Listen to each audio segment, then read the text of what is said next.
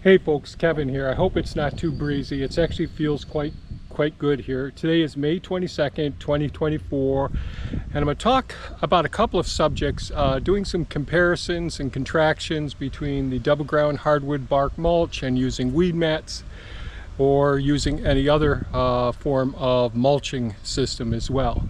But first I think I want to address one of the videos I posted recently, which got lots of hits because for some reason Google promoted that video, and it had to do with taking leaf matter and turning it into soil. And during that video I gave context to what I was talking about. So taking leaf mold from the forest floor, inoculating the leaves that I got from the town a cemetery just around the corner from us, and those leaves we went ahead last fall, and over the winter months we turned it a few times. I'm going to step back here in case the breeze is too much for the camera, and we turned it into a beautiful leaf mold and compost mixture. And so I get comments every once in a while with people saying that's not soil. One guy said you can't make soil and all, and so that prompted me last night to go ahead and post a few articles on our website, which is mindfullivingsanctuary.com. No hyphens or underscores or anything like that, just mindfullivingsanctuaries.com. You click on articles, you can see last night I posted an article on soil and how we can make soil. An article on the double ground hardwood bark mulch, an article on the weed mats, and I'm talking about the benefits and the concerns or challenges with all of these systems as well. So the first thing I'll say is, and I've had even master gardeners, quote unquote master gardeners, tell me that nobody can make soil. And if you go back just over a dozen years ago, you can look at our videos where when we cleared the area up where the third food forest is now, and there's recent videos on the third food forest, but that was all poison ivy, stone walls, and tons of dead ash trees. Some poplar trees there as well. And what we did do is we made great big hugelkultur pits. And a hugelkultur pit is just basically digging big holes in the ground and taking all of the stones from the stone walls, the root balls, the trunks, the branches, the leaves, all the poison ivy, all the native grapevines that grow up that are problems, everything, and we put it under the surface of the ground, and we used the gravel that was there to cover the surface of the ground.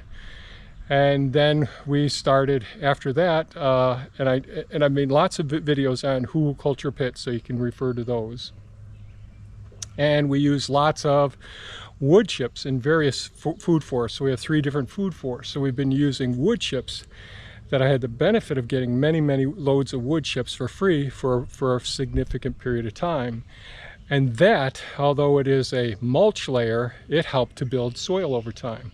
I have lots of videos on us doing composting, large composting compost pile systems that we use to build our compost. I have videos on how we use cover crops to build soil as well. I have videos on how we inoculate the cover crop seeds. We use rhizobacter, we use, when we're transplanting plants, we use mycorrhizal fungi. We're mimicking nature, and we're understanding, based on science, how these natural microbiomes that live in various parts of the forest and parts of our gardens, how they actually work. And just by letting your lawns grow very tall, eventually we get the clover, the bird's foot, trefoil, we have the plantain, and all of those things, because we don't use herbicides on those lawns. It grows up, and we get asters and all of those. And when we do mow it, when it gets quite high, all of that root, that creates a cover crop on the surface of it from mulching that material, and then underneath the surface of the ground, all of those roots build soil as well. So the the bacteria, the fungi, the protozoa, the ciliates, the microarthropods, all of those different groups of organisms create different environments, different, it's like microclimates, well, it's microbiomes all over the place, and that enhance the development and maturation and fruitfulness of many of the plants that we're planting in our food forests. So yes, indeed, using biomimicry and using science and physics to actually understand how to create soil, we can do that. And again, I created an article on our website about how we can create soil, along with the double ground hardwood bark mulch, the weed mats, the wood chips, all of those, because there are nutrients in wood chips, there are nutrients in double ground hardwood bark mulch. So I'll get off my soapbox now. So here we are here, and I just wanted to, and I have gotten comments from people saying, geez, I hate the weed mats. We've got Bermuda grass and you can't deal with people with bindweed. We've got quack grass, bindweed, mugwort, all of those things which are real challenges. But I talk in the article on the weed mats some of the ways that we can help to mitigate some of the challenges with those. But today, I'm just going to take a sidestep now and just say, okay, I just spent 2 days getting this area sheet mulch. All right, for those of you that don't know what sheet mulching is, it's taking cardboard, instead of having it going to the recycle center, you peel off all the tape off the cardboard, and that lays down on the surface of the ground, sort of as a weed barrier. It's like a weed mat in a sense, but it's an organic material, and it's going to break down over time. And then we put another organic material, the double ground hardwood bark mulch, on covering that cardboard up, and that really helps to suppress any weeds from down below from emerging through that cardboard and making their way up, even quackgrass and all that, even as tenacious as it is.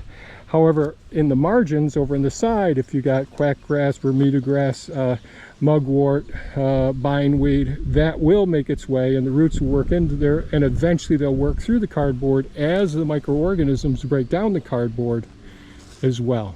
Hopefully this is all making sense as I'm saying these things.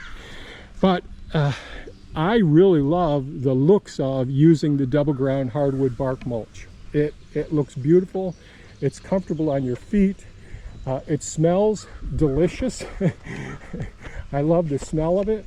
It's easy to work with, but it was 2 days of me shoveling using Mini-Me, the small Kubota tractor with its small bucket, and using a big aluminum shovel to shovel the material. And I've got a drip tape here that's leaking, so I've got to replace that one.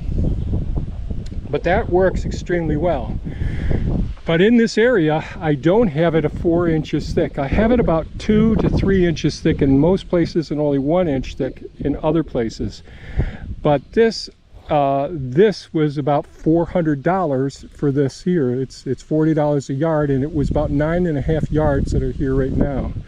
There's much more that could be done in this garden, and I've contemplated doing the same thing in the western garden plot as well. So, and the drip tapes, I've got to replace some, and I've got to shorten some, that sort of thing as well. So, and although you don't see lots of weed seeds on top of this weed mat, we look at the trees around here, and they're going to, the oaks are going to drop their acorns, the squirrels will work over in here going through the mulch, the maples are dropping their leaves right now. In the fall, we'll have the locust tree dropping their seeds. And I meant to say the little helicopter seeds from the, let's see here, from a maple. A small seed from a red maple right there.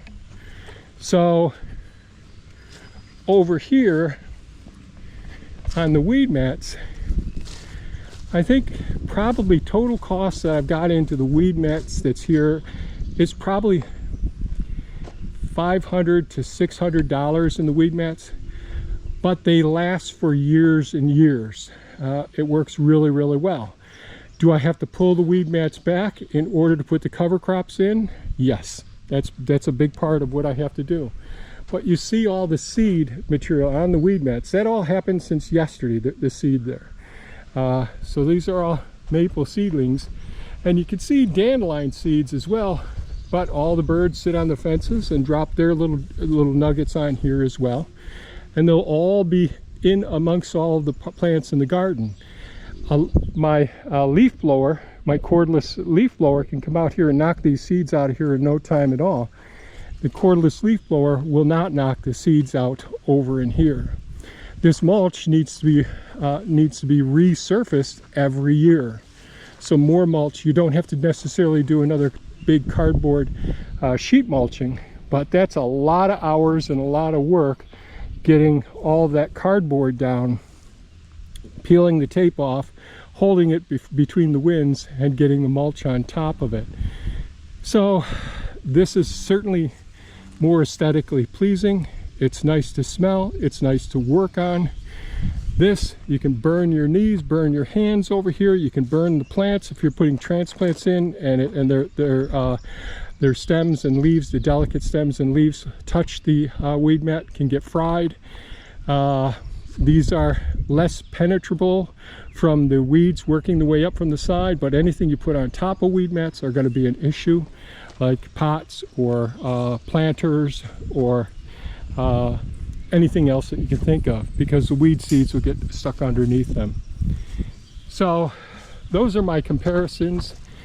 Overall, I like this system better.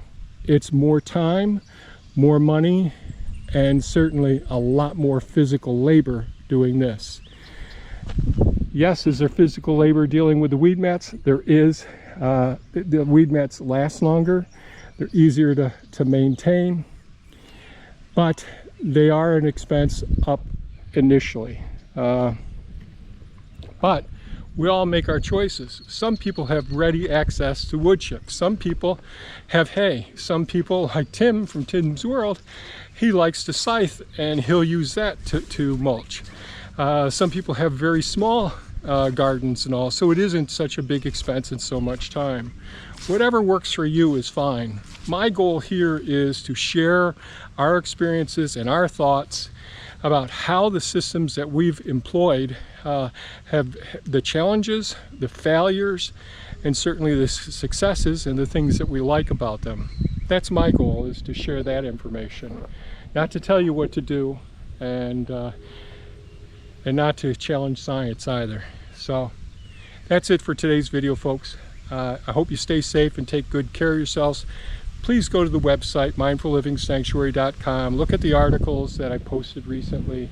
Leave comments there, leave them below here as well on this video. Thanks so much for watching. Stay safe and take care. Bye-bye now.